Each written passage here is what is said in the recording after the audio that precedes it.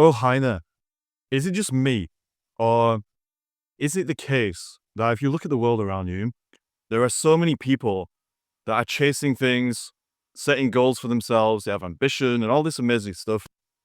But as they get older, they just become more and more closed to life. They become more bitter. They become more disappointed. They become more cynical. Ultimately, what they end up doing is they close their hearts, which I know sounds really cheesy, but that is what happens. They close their hearts and they think that life sucks, and then they die. And so for a lot of people, getting older isn't just about their bodies and their minds deteriorating. It's about literally losing the spark that makes them human in the first place, that makes them alive in the first place. What I'm starting to realize as I get older is that success isn't about how much money you make or your job or any of these things that we try and fill the void with. It's about how open your heart is. If you die with an open heart, then you've done a good job. That's what I think. That's what this video is about. For the sake of this video, your heart isn't like your literal biological heart, nor is it like the way that we tend to talk about the heart in culture, our culture, which is that it's the source, the seat of your emotions. It's your feelings. And you're supposed to follow these feelings to some magical land and everything's going to be okay.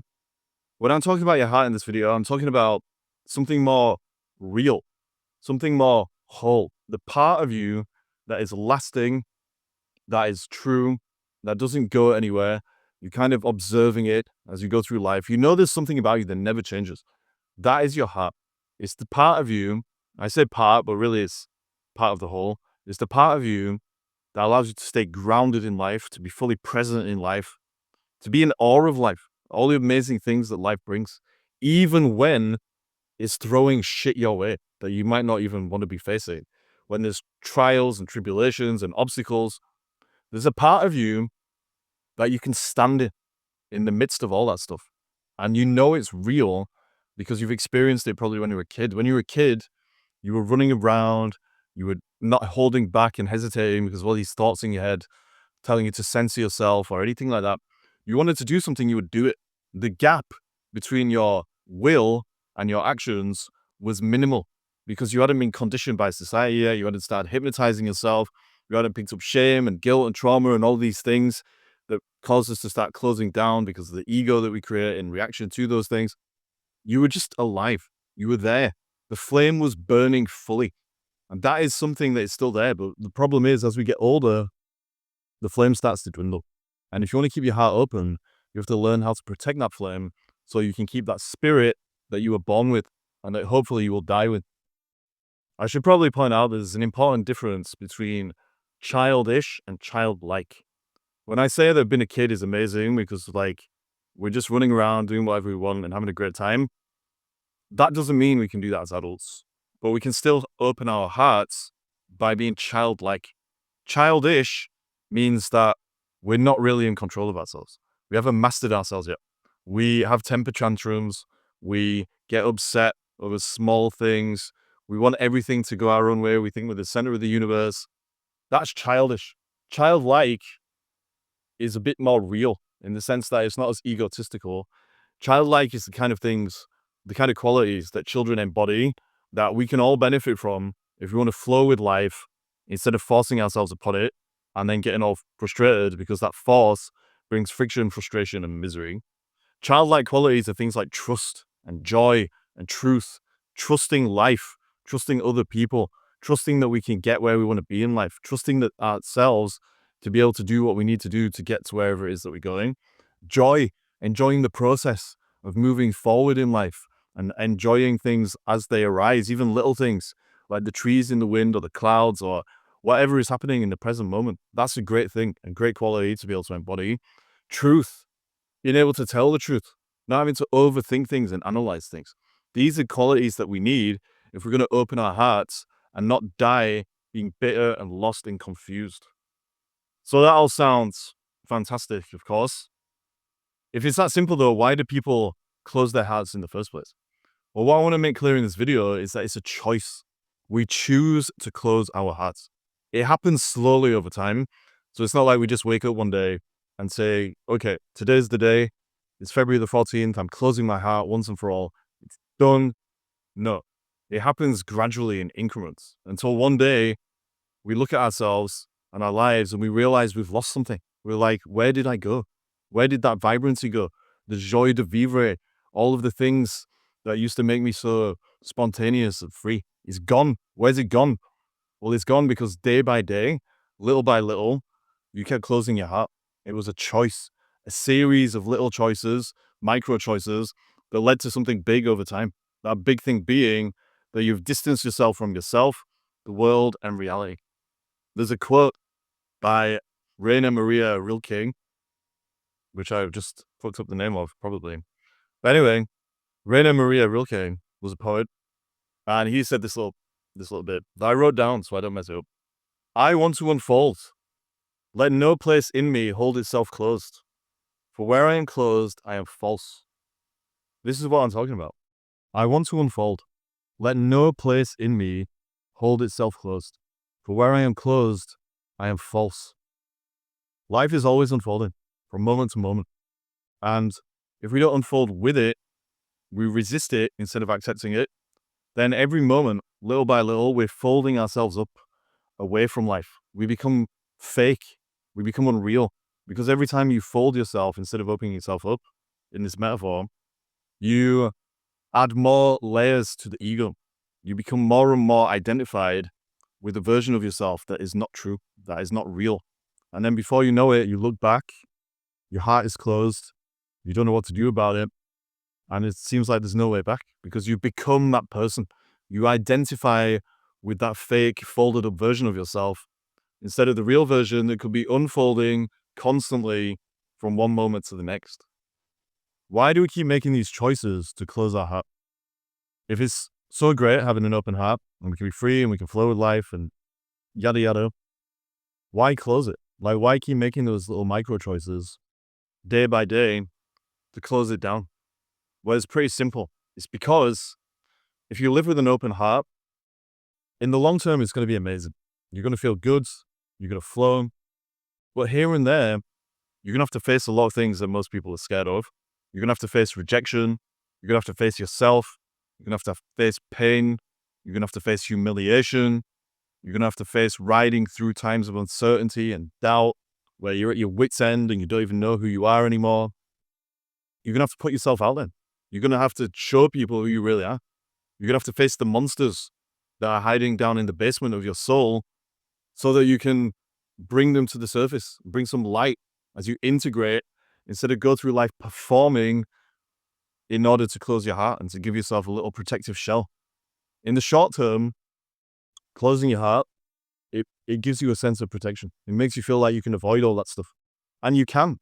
But the more you fight to avoid it, the more rigid you become, the more controlling you become, because you have to try and control everything and make life conform to the ego that you've created as you hide your real self and keep yourself hidden in the shadow territory. And so that is the choice that we all have to make, really. From moment to moment, we can keep closing, we can keep performing, we can keep hiding, or we can put ourselves on the narrow path, which is a lot harder to walk. But in the long term, the rewards are a lot better because we're going to be integrated. We'll know who we are. We'll know what we're capable of. We won't reach the end of our lives looking back with all the coulda, woulda, shoulda, wondering how things would have been different if we'd taken more risks, if we believed in ourselves, if we'd opened up our hearts and shown the world what was in there instead of closing down because we were scared of ever finding out in the first place. I have been through so much crazy stuff in my life. Chronic illness, dysfunctional family stuff, heartache, loss, all kinds of things. And I'm not saying that because like I'm special or whatever. Everyone goes through stuff. But every day, I literally thank God that I have not closed my heart going through all that stuff. Going through that has opened up my heart more. And it's because I didn't resist. Like, sometimes you go through things and you get in this mindset, and I was like this at first, where you start to think, this is not fair. Or you start to think about what's gone wrong. Why am I being punished? What have I done wrong? Why is life like this? And that is a form of resistance. What I've learned over the years now is to just ride it out, to ride through it, whatever happens. And I've made a vow to myself that I will never, ever close my heart. Never. No matter what. If it's in love, if it's in business, if it's in anything, literally, if it's in health, if it comes down to life and death, my heart will stay open. And the reason that I know this now is because I've found this place where I can stay grounded. Things swirl around me. Sometimes God shakes you to see if there's anything real there. And I've been shaken, and I don't mind being shaken again and again and again, because I know that every time that happens, all that does happen is the layers of fragmentation and bullshit get shaken away, and I come out the other side of it being a bit more real. And this is because I've now learned how to trust.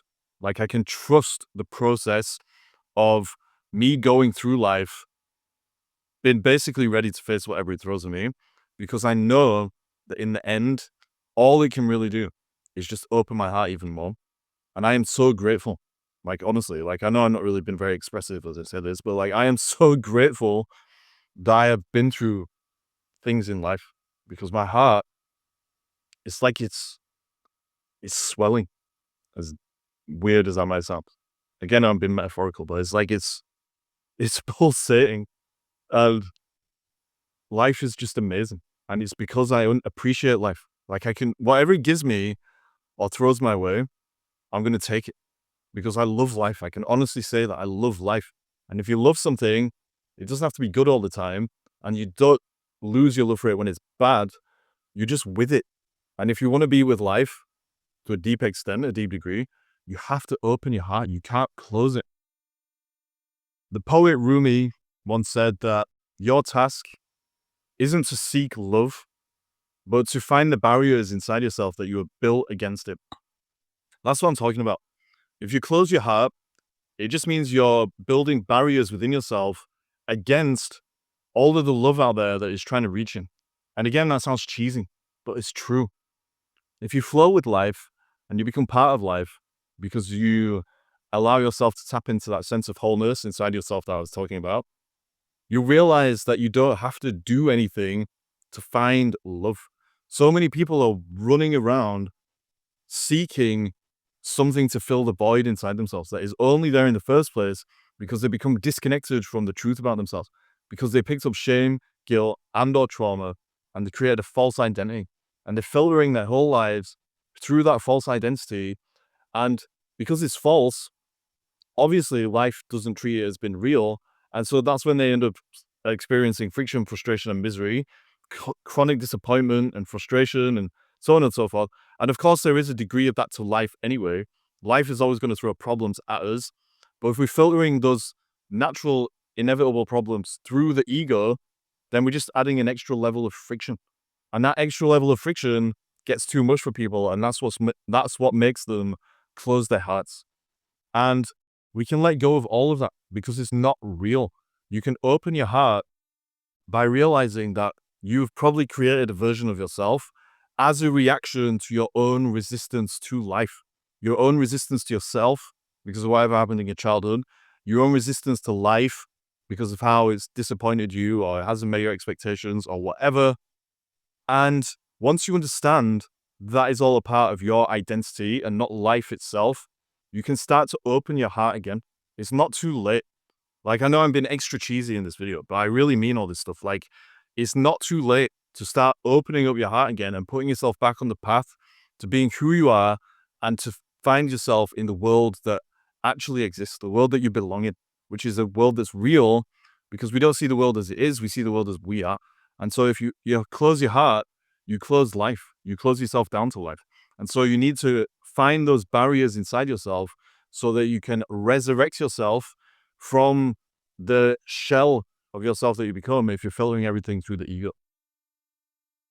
If your heart has been closed for a long time, but you know that it's closed because of the symptoms you're experiencing in your life, which are going to be stress, anxiety, friction, depression, if you've closed your heart so much that you've taken yourself away from any sense of real purpose, if you're experiencing all these things, a restless feeling that there's more, then probably what's happened is your heart is closed a while back, and it's been closed for so long that you start to identify as that version of yourself. I used to be like this. I used to be so cynical But one day I woke up and I realized the only reason I'm cynical is because I used to be so idealistic, and then the world disappointed me, and so I closed my heart, and it became a big part of my personality. I was always been so sarcastic, which I still am sometimes, and I was always, just kind of depressive and kind of miserable about things. And then I woke up by going through some shit that opened up my heart. And so now I can see quite clearly that my identity was the thing that was holding me back. It was the problem. The problem wasn't life. The problem was my reaction to life and how I identified with that reaction. And so if you're suffering, so to speak, from similar symptoms of closing your heart, then you need to go through a process that I use in my coaching clients, which is awareness, acceptance, and action. Awareness means that you deconstruct the ego. You have to look for the little box that you are living in, those barriers that you have built against the truth, which Rumi was talking about, so that you can start to rearrange and reconfigure your relationship with yourself. You'll see that in a lot of cases, if you're at the start of a transformational journey of growing real, that your personality isn't you. It's just a trauma response to whatever you've been through. And you think that's who you are. Like, in my case, a remnant of that is my sense of humor. Like, my sense of humor is still quite dark sometimes. I I just laugh at things you're not supposed to laugh at because it's gallows humor. It's a way of dealing with the dark reality of life that I now think is hilarious. But when I was going through that, I did not think it was hilarious. But it's a coping mechanism. Anyway, the point is, your personality is a reaction to what you've been through a lot of the time. It's not you. And so when you raise awareness, which means to deconstruct the ego, you strip away all of these different layers and these barriers that you have built so you can see what's actually there. That's when you can go to the next stage, which is acceptance. Acceptance means that you integrate the shadow. So if you haven't watched this channel before, or you haven't read my books or anything, we create an ego for ourselves. The ego and the shadow are always in a dance. I call it the shadow dance. The shadow is all the parts of yourself that you have to disown so that your ego could get a hold of you. Once you raise awareness of how the ego is not real, and it's just a bunch of barriers that you've built to life hurting you and closing your heart, then your real self, your shadow self, is going to start to re-emerge and it can be reintegrated. Integration really means two things, I think. It means releasing the things that are unreal that you've been holding on to down there because you were afraid to face them. The most common one is shame. Shame, when we've been unreal, it drives us. It creates a personality and a series of actions that we think we need to take in life that are not real, and it makes things worse. So we can release that. The real way to do it is to dissolve the shame. But anyway, you can also integrate. There's going to be things down there like anger, joy, all those childlike qualities I was talking about, trust, truth, etc. All of that stuff is buried down there in shadow. And so once the ego gets out of the way, you can make space for that stuff to come up. You can integrate it, and then you can go into the third stage, which is action. Action is also about trust. It goes ego, deconstruct the ego, shadow, integrate the shadow, and trust. Trust yourself and trust life. That means that you're going to start acting from this real place that you have rediscovered once those barriers have gone and you opened your heart. And you're going to take actions that actually belong to you, not to your ego, not to the false filter that you've been experiencing life through as a kind of trauma response to whatever it was that caused you to go into hiding and close your heart in the first place. So awareness, acceptance, and action. If you want to know more about this, you can read my new book, which is called Trust. I'll put a little image or a link or something here. But either way, if you go through that process, awareness, acceptance, and action, it's going to allow you to open your heart more. Even if you don't go through that process, you need to find ways to start opening your heart more. If you feel stuck and you feel constricted and you feel that there's too much friction and frustration and any misery in your life, because the only way back home is to not fold yourself, as Rilke said, but to unfold yourself and to get into the great unfolding of life. It's the only way. So that was a video about keeping your heart open. Success, if you want to use that word, it's a load of words. In my opinion, is about keeping your heart open for as long as possible, and ideally opening it more and more so you become more and more grounded in something true. That doesn't mean it's easy. It's really not. I don't want to give you any illusions about how you just open your heart and everything becomes amazing. You'll feel more, but you'll also experience more. You'll have deeper connections with people because you'll be able to say things that are true to them. You'll be able to show them who you really are. You'll be able to figure out a vision for yourself that is an expression of something real, not an expression of who you think you should be and the ego and the little box that you live in because you closed your heart and identified with that version of yourself. Life is amazing, to state the obvious, but we make it less amazing than it could be by making those little mini micro choices from moment to moment to close down and to resist. The key foundation for our lives, in my opinion, is acceptance. No matter what is happening to you or what you're going through or what you learn about yourself, accept it. And that's the only foundation that you can build on because it's real. You can only build with something real. And if you keep accepting life, you'll become more real too. So I hope that video helped you, or this video.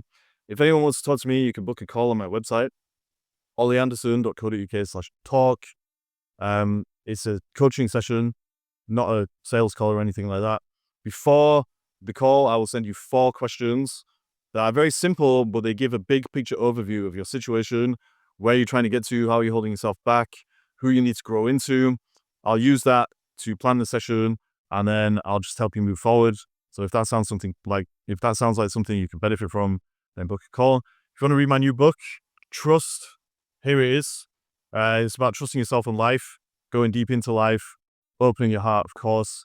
And you can get that on my website or on Amazon. But anyway, hope this video helped you. Thank you for watching.